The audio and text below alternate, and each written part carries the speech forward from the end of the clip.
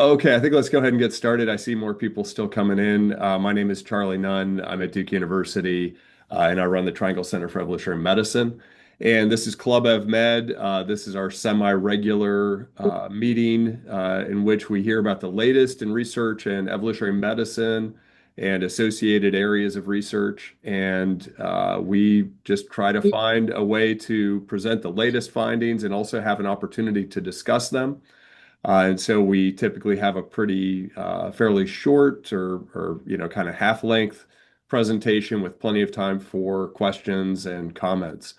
Club EvMed is organized by a number of different centers, including the Triangle Center for Evolutionary Medicine, but also all of the other centers that you see up there, as well as the International Society for Evolution Medicine and Public Health.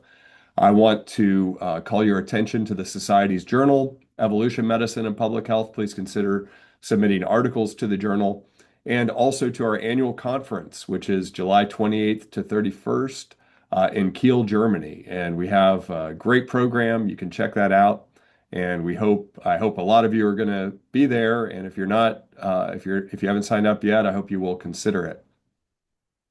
Okay, I'm going to hand things over to my Duke colleague, Asya Gusa, who's going to do the introduction today. Thank you. Okay, thank you, Charlie. It's wonderful to join you guys at Club EvMed. I started my faculty position around the same time Jennifer did, and we quickly found that we had some overlap with our interests in climate and fungi. So I'm just going to provide a little introduction for Dr. Head. So Jennifer Head is an assistant professor of epidemiology at the University of Michigan and a member of the Institute of Global Change Biology. Her research applies mathematical and statistical models to understand the impact of climate variation, environmental disturbances, and zoonotic hosts on infectious disease dynamics. A major focus of her work is on the emergence of environmentally acquired fungal infections, including coccidioidomycosis or valley fever and blastomycosis. She collaborates closely with state and federal health agencies to help convey findings into actionable public health outcomes. So in addition to her lecture with Club EvMed today, Jennifer will actually visit us at Duke next week on Friday, May 29th for our second annual Climate and Fungi Symposium, which we're really excited about, and that TRISEM helps support in part. And we're going to have a number of speakers, including her, discussing climate impacts on fungal biology, human disease, and agriculture. So I'm going to share that link in the chat. Virtual registration is open. I actually see several of you guys that might come to the symposium next week that are already registered, but registration is free and open to the public. And so we really appreciate the partnership with Charlie's group here, Club EvMed. Thank you.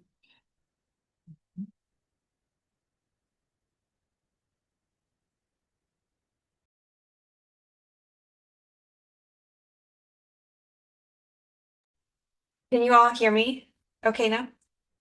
Awesome. Thank you so much for that introduction, Dr. Gusa. And I am on video here under the robotics room. So we had a little bit of video difficulties, but I will go ahead and share my slides. I'm really excited to be here with you all today, talking about some semi-recent work and some pretty recent work that are, in fact, quite different studies. They're using very different methods, but they're all kind of geared around trying to understand how common is Coccidioides, the fungal pathogen that causes coccidioidomycosis or valley fever, and similarly, how common is valley fever. So, trying to advance the slides here. Okay, so I want to just start with a standard disclaimer. The work done here is done in collaboration with the Environmental Protection Agency as well as California Correctional Healthcare Services, but the results presented here do not necessarily represent those views. And I also want to acknowledge that this work was done with a huge body of scientists from University of Michigan, the university where I did my doctoral work, UC Berkeley, EPA, California Correctional Healthcare Services, and other places. So when I say we in this presentation, these are the fantastic people that I am referring to. So the emergence of fungal pathogens is a global problem. In 2022, the World Health Organization released the first ever fungal priority pathogen list, in part because of emergence of fungal pathogens, coupled with very little tools to address them.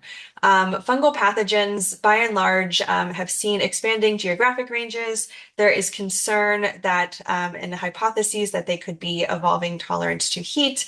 And like I mentioned, we have very little tools to address them, including no fungal vaccine and rising antifungal resistance. This map that you're seeing here on the bottom left, this is a page from the 5th National Climate Assessment, Chapter 15, where they're documenting climate-sensitive infectious diseases of concern. And you'll notice highlighted in yellow there that several are fungal pathogens that have been highlighted. And so the fungal pathogen that I'll be talking about today is known as Coccidioides. Coccidioides is the fungus that causes the disease known as coccidioidomycosis. It is a mouthful to say. Many people refer to it as valley fever, but the fungus is endemic to much of the southwestern US, particularly California and Arizona. And it has an environmental life cycle in the soil that I'll talk briefly about, as well as an environmental life cycle within the human host. Coccidioidomycosis is considered an emerging fungal infection, both because it is increasing in incidence in areas where it has historically been, as well as expanding in geographic area. So if we look at this map of California here, what we're seeing in the darkest red color is Kern County, which is at the southern part of the Central Valley. And it has always had really high incidence rates. But when we look at incidence rates of valley fever over time by counties, what we see is that in Kern County, this most endemic county, we see about 8-fold increases in incidence over the past 2 decades. But in these more coastal counties and northern valley counties that have historically been cooler and wetter, we've actually seen 15-fold increases. So we're seeing very dramatic and disproportionate increases in the less historically endemic regions. And when we look at Arizona, this is a very similar story as well. So this is work done by a great research staff, recently released in MMWR, showing rates of increases of valley fever in Arizona over time. And what Sophia has found is that here too, we're seeing the largest increases in incidence here about 7-fold over the past 2 decades in regions that have historically been a bit cooler and wetter, and therefore not considered as endemic for valley fever. And we know that climate can influence various stages of the Coccidioides transmission life cycle, from its growth in soil, where typically wet conditions and nutrients are required, to the release and dispersion of spores, which is typically a process that's facilitated by arid conditions. And I'm actually not going to talk really any more about climate today, because I want you all to attend the Climate and Fungi Symposium too and hear more about that work there. So I will be talking about 2 very different studies from henceforth. But coccidioides is really transmitted to a human host via airborne spores that can be carried in fugitive dust emissions or direct disturbance of the soil. And because of that, we do see higher incidence and mortality among people who work outdoors, in construction, agricultural, wildland firefighters. We see higher rates of incidence and mortality among African American and Hispanic individuals, which could be because of the racialization of work in the Central Valley. And we also see higher rates among people who are incarcerated, which I will come back to in the second half of this presentation. So as I mentioned, in the environment, Coccidioides grows in soil, where it sporulates. The individual spores are disarticulated from these chains called mycelia and become airborne, where they can be inhaled by a human host.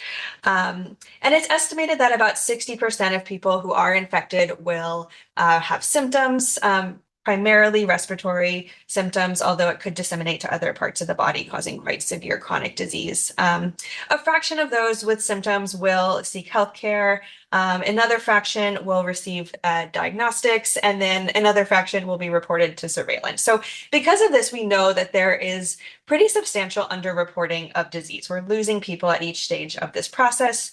And in fact, it's estimated that we're losing probably an order of magnitude of symptomatic cases. So there are some other clues beyond just surveillance reports that can help tell us how many cases of valley fever are experienced each year. And this is data on population immunity. So when an individual becomes infected, they will elicit a humoral response. So they will have antibodies that develop. However, these antibodies really only persist for 18 to 24 months. So most serologic tests are used for diagnostic purposes only. Infection with coccidioides is presumed to be lifelong, and what does stick around and is measurable is the cellular response, which is believed to be measurable through skin tests.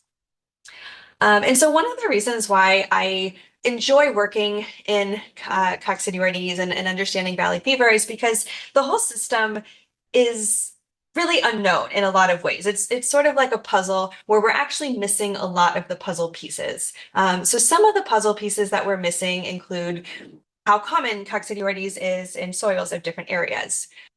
What is the concentration of coccidioides in the air? What are the survival rates of coccidioides during airborne transport, and how do factors like UV contribute to their inactivation while they're transporting? What is the infectious dose needed to cause infection? What proportion of the population has immunity? And what are the number of cases that are reported if we did have perfect reporting systems? So I think of all of these parameters as unknown puzzle pieces that together could fit together to answer this simple question: how common is coccidioides and how common is the disease it causes, valley fever? And so today I will just be tackling two pieces of this puzzle, thinking about what is the concentration of coccidioides in the air and what factors might influence its aerosolization and dispersal. And then two, what proportion of the population has immunity to the pathogen. So at the end of this presentation, you might say, hey, wait a minute, she didn't really answer either of these questions. So I will not say that I'm going to conclusively answer these questions, but hopefully the work I present today will help get us a little bit closer to answering and figuring out the pieces of this puzzle. So I'm going to start talking about this study, which was published in Environmental Science and Technology Letters, which is seeking to build better tools to understand coccidioides concentration in the air. So prior to this study, there have been a number of studies that have had successful efforts sampling coccidioides in the air, but by and large, they have used these very large active air samplers that are affixed to buildings. And so these samplers are oftentimes not put out for the purposes of sampling coccidioides. They might be for other bioaerosol monitoring perspectives, but they're affixed to buildings. They're sampling at rates of about 100 liters per minute, and they're operating for days at a time. So overall, they're sampling over 5,000 liters of air. And these sampling efforts have generated some information on airborne coccidioides. On the other hand, there have been passive air sampling efforts for coccidioides, whereby individuals leave petri dishes out in the field and settled dust collects on the petri dishes. And then after a week or a month, people come and test those petri dishes for coccidioides DNA. And by and large, those have not yielded very much coccidioides DNA. And so we haven't learned too much from these air sampling efforts, in part because the passive efforts are cheap but do not generally yield positive detections. And then the active sampling efforts are really rather expensive to implement. And so we wanted to test out this new sampling system using portable air sampling devices affixed to uncrewed aircraft systems. And so these remotely piloted air filtration devices might be especially useful to understand coccidioides airborne dispersal because they can access various heights above ground level, which is in contrast to those more stationary active filters, which are generally on the tops of buildings. They have good maneuverability, and they always have a GPS system that is tracking exactly where they are sampling. And this work was inspired by our colleagues on this project out at the University of Idaho in the lab run by Lita Kobziar. They are a wildfire ecology lab, and they have actually flown uncrewed aircraft systems through controlled smokes or controlled burns, and they've sampled bacteria and fungi at much higher levels of magnitude than in ambient conditions. And so we didn't really know if this method could work because there has been no prior study on using drones for the sampling of air for coccidioides. And we also don't really know how many spores we need to have in filters in order to actually detect them in the laboratory. And so our research question was quite simple. Can we detect Coccidioides immitis, that's the species found in California, in air using uncrewed aircraft systems flown over a location with known Coccidioides presence? And then what other factors might be associated with airborne presence of spores? So our study location was in the Carrizo Plain of California. It's in the southern part of the Central Valley. We have been longitudinally sampling soils there for several years, and we know that the area is quite endemic for coccidioides in the soil. And so we flew these drones in this paired sampling design. So we collected 15 samples where the drone was flown at roughly 10 meters of altitude. And we're considering this kind of ambient conditions because at that height, the drone's rotors are high enough above the ground that it's not going to stir up any dust. The other half of the samples were collected under this sort of simulated high wind event, whereby we had one drone flying at lower altitude, kicking up dust, and then a second drone flying downwind to capture any of the dust that might be aerosolized by that first lower drone. And so these are just kind of pictures of the two different sampling schema. And then here's a small video of that sort of simulated high wind scenario where you can kind of see dust being kicked up by the lower drone and then the second drone higher up sampling any dust that might be coming downwind. And so we collected air samples using, as I mentioned, this portable air sampling device, which is sampling at about 8 liters per minute, which is roughly the breathing rate of a human. So we're trying to approximate more human exposure here. And overall, we collected 41 filter samples, and we detected coccidioides DNA in 2 of those, so about 5%. Surprisingly, the only samples that were positive were our ambient samples. So this was actually contrary to our hypothesis, but we recognize that this was not a very large study. And so we're not really attempting to make strong conclusions here about ambient versus high wind scenarios at aerosolizing spores. What was sort of interesting to us too is that our positive samples were at about 8.1 meters above the ground, and these higher altitudes are a bit concerning just for long distance transport of the spores, because the higher that the spores can get into the atmosphere, the longer or the greater the potential for long distance transport. Okay, so that is just as I mentioned, kind of starting to get at that one puzzle piece of understanding the concentration of coccidioides in the air. The second study that I'll talk about is one that was more recently published and is starting to try to understand what proportion of the population has immunity to coccidioides. So as I mentioned earlier in this presentation, valley fever is a huge problem in California state prisons. There are 2 prisons in particular, Pleasant Valley and Avenel State Prison, that have often had orders of magnitude higher cases among people who are incarcerated compared to the surrounding towns. And so California Department of Corrections has been attempting to put into place some safeguards to protect residents from infection. And one of these programs was the skin test placement program that was started in 2015. And so how it works is that individuals, when they are admitted to the prison system, are offered a skin test with the option to refuse, but only individuals who test positive, indicating that they have prior immunity against coccidioides, can be placed at the 2 most endemic facilities in the Central Valley. And so this skin test placement program is not entirely popular, and it wasn't really sure how effective it was. And so I partnered with California Department of Corrections and Rehabilitation and California Correctional Healthcare Services with the goal of trying to understand, is this skin test program working? Can we try to understand other drivers of infection among people who are incarcerated? I am not presenting results of that evaluation today. I'm presenting kind of an earlier analysis of the skin test data. But because we are working with this vulnerable population, I really want to emphasize that We are doing this analysis to try to help the residents of California state prisons, namely by understanding baseline risk of infection in this high-risk population, and then later on to evaluate the effectiveness of the skin test placement program.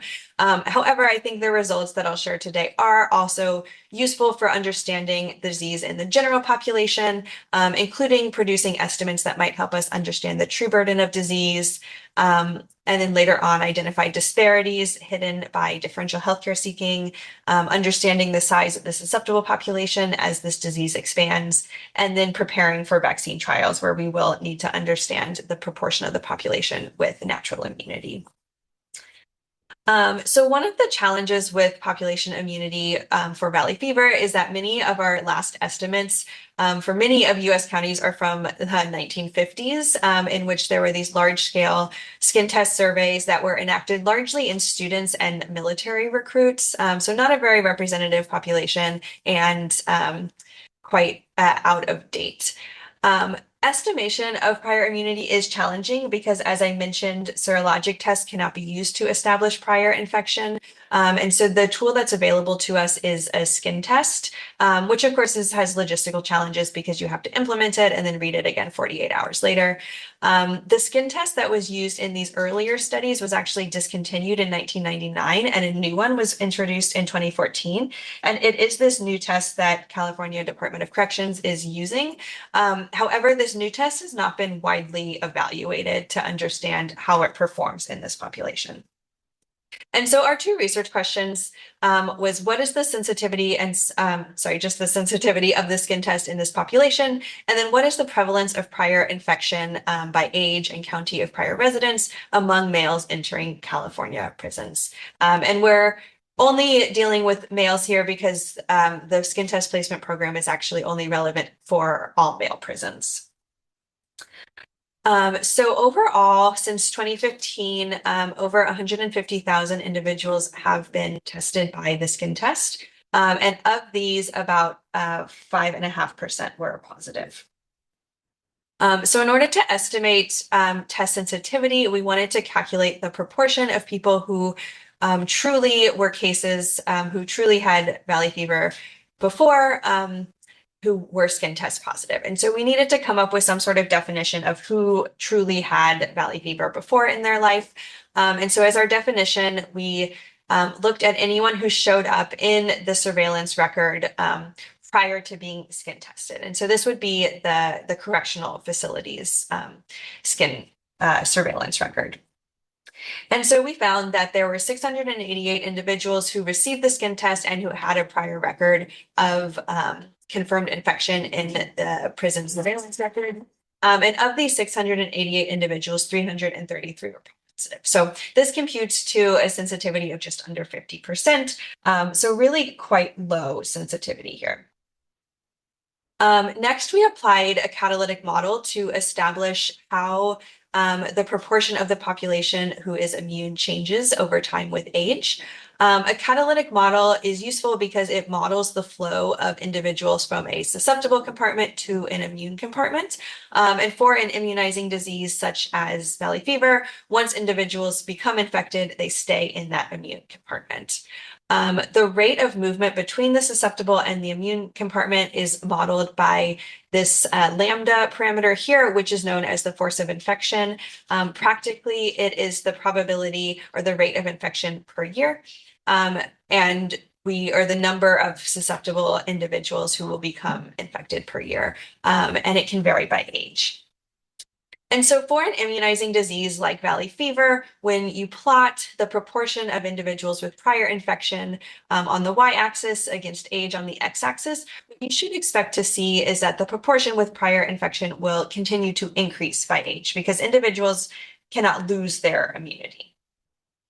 And so we expected to see this increasing curve from the data from the prison system. And what we actually observed is this graph on the right, which is a pretty clear parabola where the probability of testing skin test positive increases until about 50 to 55 years of age, and then it starts to decline thereafter. And so we said to ourselves, okay, there could be a few reasons why this is happening. One is that individuals are immune, but that the skin test reactivity is waning by time since infection.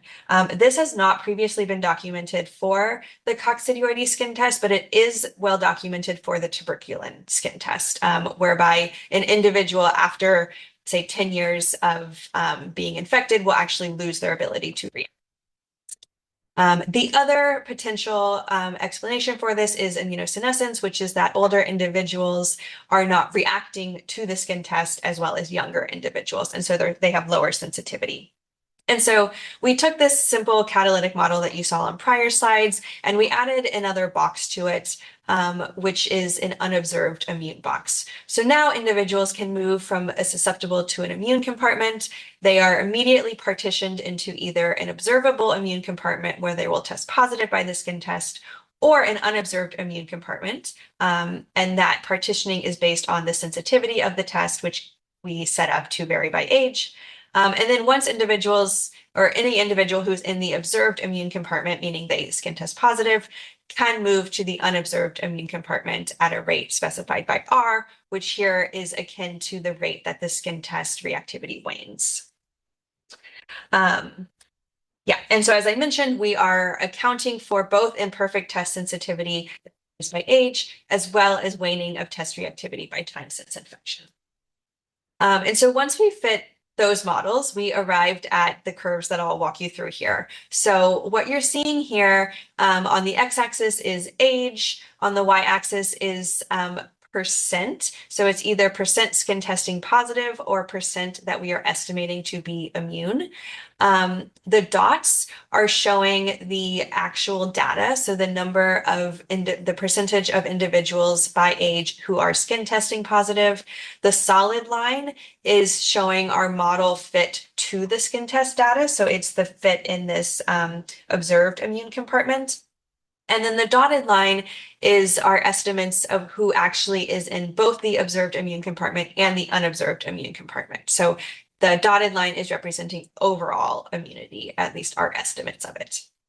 And we split up these this data by prior county of prior residence. So here we're looking at Kern County, which again is the most endemic county in California. And so if we look at these graphs, if we look at 18-year-olds, we are estimating that about 18% of 18-year-olds, 18-year-old males entering California state prisons have had prior infection with valley fever. At 49 years of age, we are estimating that about 85% of males entering California state prisons have had prior infection. And by 65 years of age, we're estimating almost 95% of males entering state prisons have had prior infection. So really a very high burden here.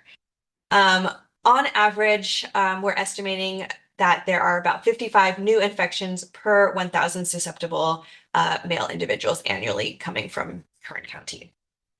And when we put this number against the actual number of cases reported by Kern County through surveillance, it actually does fall into line with expectations based on that earlier undercount that I mentioned.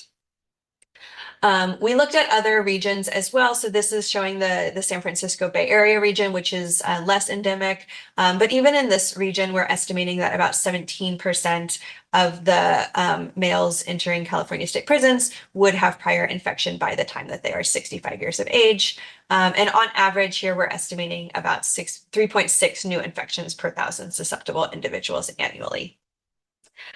So you can see all the regions outlined in the paper. I won't go through them here, but I think one kind of key takeaway is that in all of these regions, we are estimating that by age 65, at least 15% of the male population entering California state prisons will have prior infection.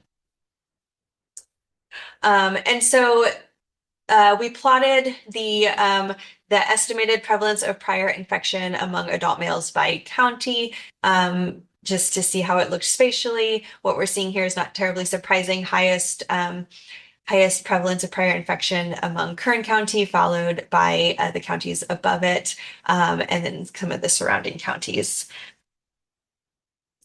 So just to conclude, I think there's a lot of missing pieces to this puzzle that we as a field need to continue to work towards in order to understand kind of how the puzzle that is coccidioides all fits together. I am starting to tackle two of them here, but of course there's a lot more work to be done on both of these questions. But for the first question, to summarize, we asked what is the concentration of coccidioides in the air, and what factors influence its aerosolization and dispersal.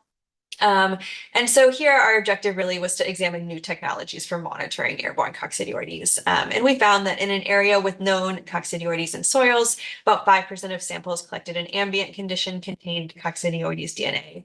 Our study was not powered enough to actually determine if this was associated with particulate matter or wind conditions.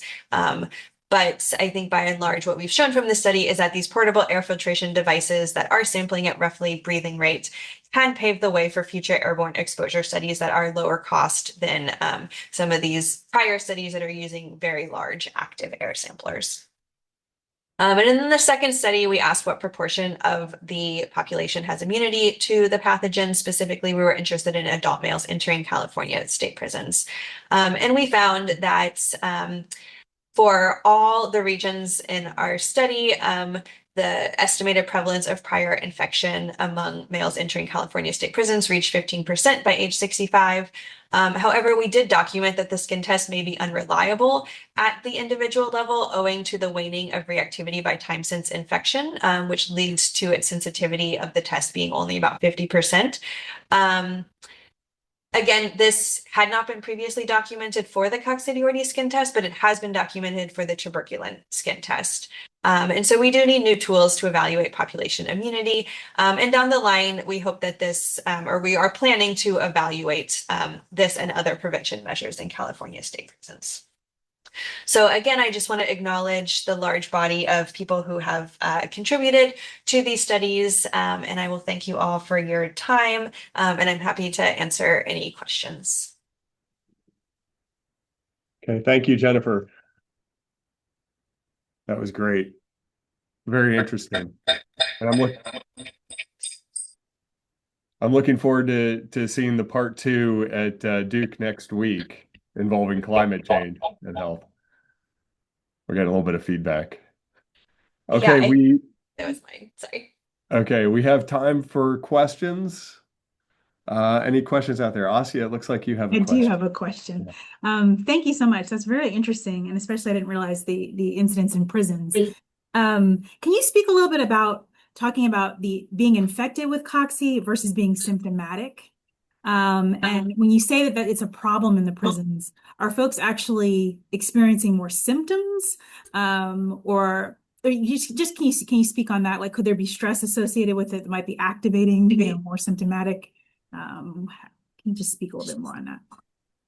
Yes, that's a great question. So I will say, I think that, and I'm not an immunologist, so I will also put that caveat out there. I think there's a lot that's not known about the immune response to coccidioides, including whether immunity is kind of built up over time due to continued low dose exposures that someone who's living in these endemic areas might receive, or whether you kind of get a dose and then you build up immunity all at once and then you're immune for the rest of your life. So I think that is a key outstanding question, which is related to kind of how we don't know about what the infectious dose is. But in terms of asymptomatic versus symptomatic presentations, an individual who inhales spores will keep those spores in their lungs for their life. And so it is possible that an individual will have coccidioides spores in their lungs, but will never have demonstrated symptoms consistent with valley fever.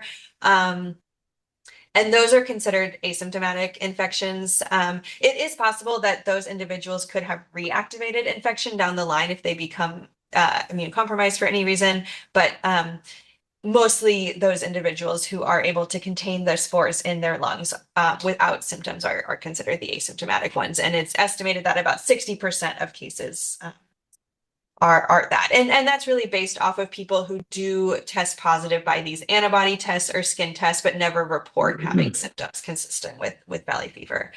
The prison population, I think, is really interesting because rates are very dramatically high in several prisons in California. And I think there's a variety of factors going on. One might just be the siting of the prisons. So that picture that I showed, and I can bring maybe it back up here if I can go back in time. But the siting of the prisons are not in nice areas. And so many of the prisons are in endemic regions, but they're also in regions that are incredibly dusty. So this is an image of one of those prisons. And so you can kind of imagine there's going to be a lot of dust. And if there's already a lot of spores in the soil, just the amount of exposure could be quite high. The residents of the prison are engaged in a variety of work programs, and some of them are outdoor occupations. And so one of the things that we hope to do in collaboration with California Correctional Healthcare Services is understand how outdoor work puts an individual at risk for increased valley fever cases. There have been case studies of valley fever outbreaks among prison crews that are doing wildland firefighting, for instance. But I also think that there could be underlying differences in the population that's entering the prison. So there are higher rates of other comorbid conditions in the prison population as compared to the general California population, including diabetes, COPD, that might put them at higher risk, different demographic compositions. Of course, different surveillance systems, there might be more likely to detect cases in the prison system as compared to the general population. So I think a lot of factors might contribute to increased incidence, and we don't know exactly how what proportion of each factor is contributing to that increase, but it could be multifaceted. Jennifer, I had a question as well. I think I've heard that wildfires are associated with valley fever. Is that the case? And if so, what are the mechanisms? Like I could imagine, there are different mechanisms involved, whether it's, kind of disturbance of the soil or loss of vegetation, and then aerosolization of the soil or just susceptibility of people. Is there an association, and is there anything known about what might drive it? Yes, that's a great question. So there has been a few studies on this topic. One of which is a study that I worked on, and another one is a study that I did not. So the one that we worked on, we investigated changes in valley fever incidence in the 3 years following wildfires in the Central Valley, and there we were interested in a few mechanisms. One, whether the fire itself was dispersing spores. So when a fire comes through an area, it mobilizes massive quantities of soil. Not all of that soil is actually actively being burned. Some of it just gets picked up in the updrafts. And so it is hypothesized that spores are being carried in that smoke. And that mechanism is actually, the proof of concept of that mechanism is shown by the work from Lita Kobziar that I mentioned, in which her group has flown these drones through controlled burns and sampled the smoke, and they do find viable fungi at orders of magnitude higher than before the controlled burn happened. So that mechanism is in theory possible. So in our study, we wanted to investigate that mechanism by looking at valley fever rates kind of immediately after the fire, but then also looking at kind of longer term impacts of the fire, because of course, when a fire burns, it destroys vegetation.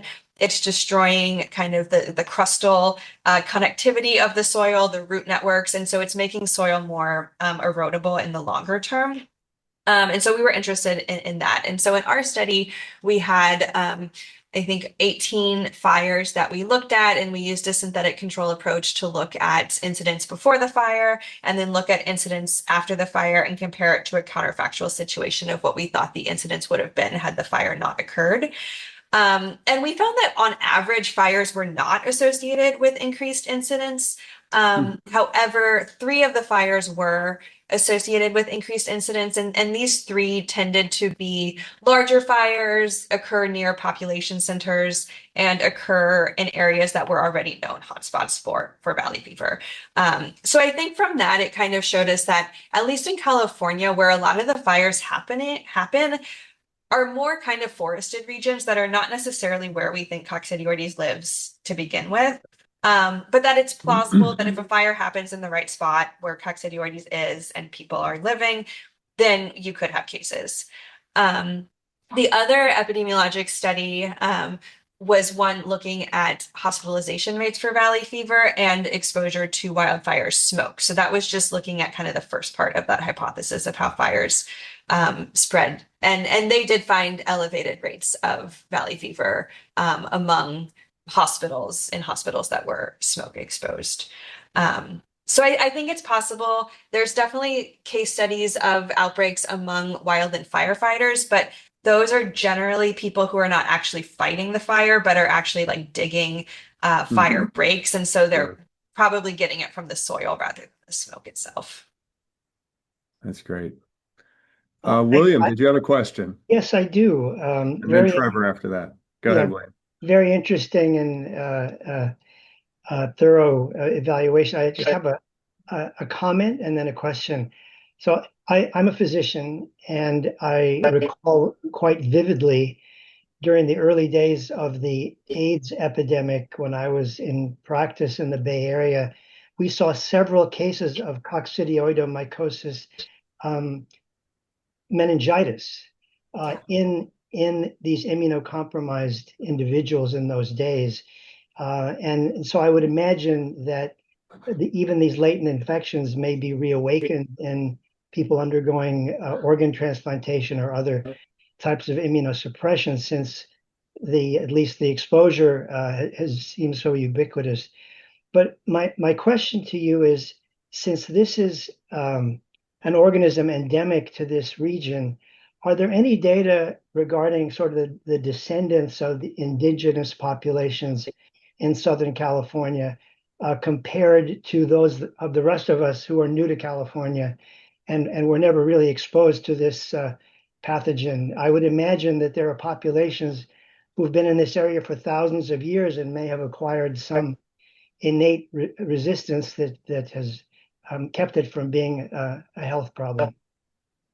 That's interesting, kind of local adaptation to the presence of this fungus. Yeah, that's interesting. To my knowledge, I there's not studies that come to mind on that. I mean, definitely folks have asked the question kind of in line with understanding of how immunity works. Is immunity something that gets built up little by little through constant low dose exposures to the fungus, or is immunity something that happens all at once when you're exposed for the first time? And I think that's relevant for understanding kind of the risk of somebody who's been living in Kern their whole life, but maybe hasn't had a valley fever infection and then gets infected at age 50 versus somebody who moves from Connecticut to Central Valley and also becomes infected at age 50. You know, will their infections look different? And I think we don't really know, but we do hypothesize that kind of migration of susceptible individuals into endemic areas is a big risk factor. But as to your specific question, I'm not aware of any studies on that. Very interesting question. Trevor, do you still have a question? I saw your hand disappeared. Yes. Okay, good. So I'm a mathematics background, and so I'm at ASU and work with Dave Ingthal at the Health Observatory. And so we've been working a lot on mechanistic OD models, and seeing your model, I was curious about the lambda function that you have in that and how that's actually defined and how you're doing the delay from the susceptible to the immune, and how that's built in your model. Yes, that's a great question. And the work that you all are doing and Dave is doing also on the airborne coccidioides is really fascinating. And I think your group could talk a lot more about the airborne coccidioides. But as for your question, so I'm happy to talk more about the details, and they are in the supplement of the paper. Okay. We did use a Weibull distribution, I think, to parameterize the shape of the force of infection. And so that allowed us to kind of come up with allow the force of infection to vary by age under the hypothesis that working age adults are at higher risk for valley fever. So it kind of allowed working age adults to have higher force of infections. And then in our models, what we were fitting was the shape and scale parameters of that Weibull distribution. Okay. We don't have any delay from susceptible to infected, since this is just like an SI model. We're not doing like an SEIR model where we have that sort of like exposed incubation period. I don't think it's necessary for this.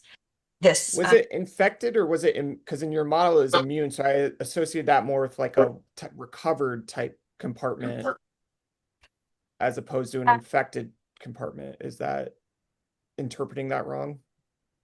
The catalytic models don't really differentiate infected from immune, because once you're infected, you are immune. Okay.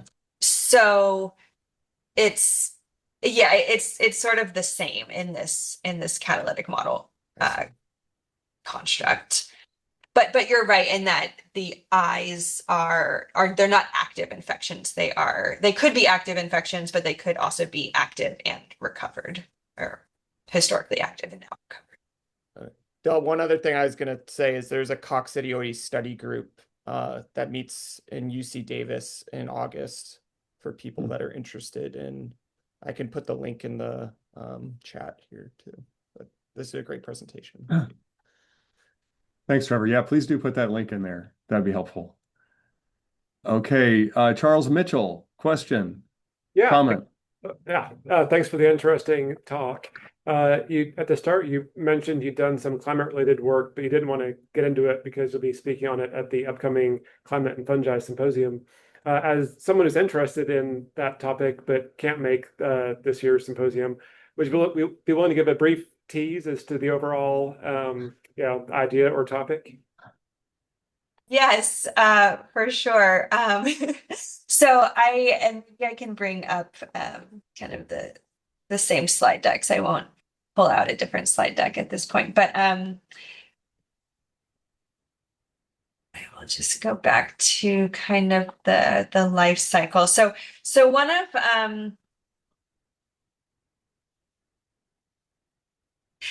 so one of our kind of key findings about how climate is associated with coccidioides transmission relates to precipitation cycles, namely wet and dry fluctuations, because we know that with climate change, this kind of phenomenon that's called hydroclimate whiplash is getting more common and severe. So as the atmosphere warms, the water vapor holding capacity of the atmosphere increases, which means that it can both soak up more water, causing more intense droughts, but it can also kind of wring out more water, causing more intense wet periods. And so this wet dry cycling is something that we think is actually very important for coccidioides transmission. If we think about the life cycle of it, so in soil, coccidioides is growing these long branching chains called mycelia, and we think that it happens when it has access to moisture and nutrients during wet conditions. And in California specifically, we have seen that wet winters are associated with increased transmission of coccidioides. But then once the soil kind of dries out and it becomes hot and dry, those mycelia get brittle, they fragment, which releases individual spores, which can then become aerosolized when it's hot. And so we have also seen in California that hotter and drier summers are associated with increased transmission. And we've actually been able to use this kind of wide jet patterning to build pretty accurate forecasting systems for valley fever in the state of California. We've also seen this kind of interesting phenomenon where upstream of this growth process, oh, good, you can see my mouths. If a drought happens kind of prior to this growth period, then valley fever transmission is enhanced even more. And we don't necessarily know why that happens, but we do have two hypotheses. One is that during drought, other microbial competitors in the soil are dying off. So that then when the rains do return, coccidioides can kind of grow without competition. Another hypothesis is that coccidioides is living in the lungs of these small burrowing mammals or rodents, and those rodents are dying off during drought.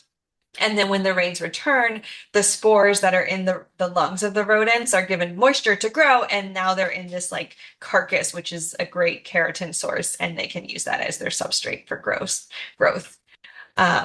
So I'll talk about some of that work. I'll also probably talk about a bit about different dust generating processes that we've investigated that are associated with transmission, including both just like ambient dust, dust due to wildfire, and dust due to kind of anthropogenic disturbances, including the drilling of oil and gas wells. And then outside of coccidioides, I'm just kind of starting to get into looking at climate associations with other endemic mycoses, including blastomyces. But we have seen expansion of blastomycosis and histoplasmosis within the US. So I might also kind of touch on expansion in those pathogens as well. That sounds really cool. Thank you. Yeah, thanks. Okay, there's time for one last question. I see one in the chat from Patrick Lathrop. Patrick, if you want to ask your question, you can. Otherwise, I will. Patrick was asking about comorbidity with HIV in those tested, presumably in the prison population. This is a great question. So we specifically did not request information on HIV, in part because this was already a very vulnerable population, and we didn't want to request information that was additionally potentially stigmatizing. We did get information on individuals who were immune compromised in any way. It could have been HIV, but it could have been something else. It was not a large portion of the population, so we didn't specifically stratify our models by this, but we did look at test sensitivity based on immune status, and we did find that individuals who are immune compromised, the skin test really does not work well on those individuals. So we estimated a 50% test sensitivity overall. It was much lower among those who are immune compromised. And this was not surprising because the skin test is measuring an immune response to an antigen that's injected under the skin. And so if you are immune compromised, you're not mounting that immune response as well. But in terms of like disease among individuals who are infected with both HIV and valley fever, it's not something we've specifically looked at, but it's definitely a concern. And it is well known that HIV is a risk factor for disseminated infection, as was already mentioned. Okay, thank you very much. Thank you for a great talk, Jennifer. That was really great and a good way to wrap up our Club EvMed series. Just two quick announcements here at the end. First of all, I pasted in again the registration link for the Cliff Symposium next week. So Asya, it looks like it is only virtual at this point. Is that right? There are no spots available for in-person or? Well, there actually are. We're not at capacity, but we had to start ordering our food. But we ordered plenty of food. So if you are interested and you still are able to attend in person, just reach out to me. Or yeah, my name is on the website, my address, and I've been letting people in still for in-person. Okay, fantastic. But it is available virtually as well. Is that right? Yes. Like on Zoom or something like that? Okay, Yep. fantastic. And then the second thing to announce is please send us ideas for Club EvMeds for next academic year. We'll start up again in September, and we look forward to seeing you there, and hopefully we'll have a good lineup of speakers. So please send ideas over the summer. Okay, thank you again. Thank you again, Jennifer. Good to see folks. Thank you. Okay. And we'll see you next week, Jennifer. That's great. Thanks. Okay, bye.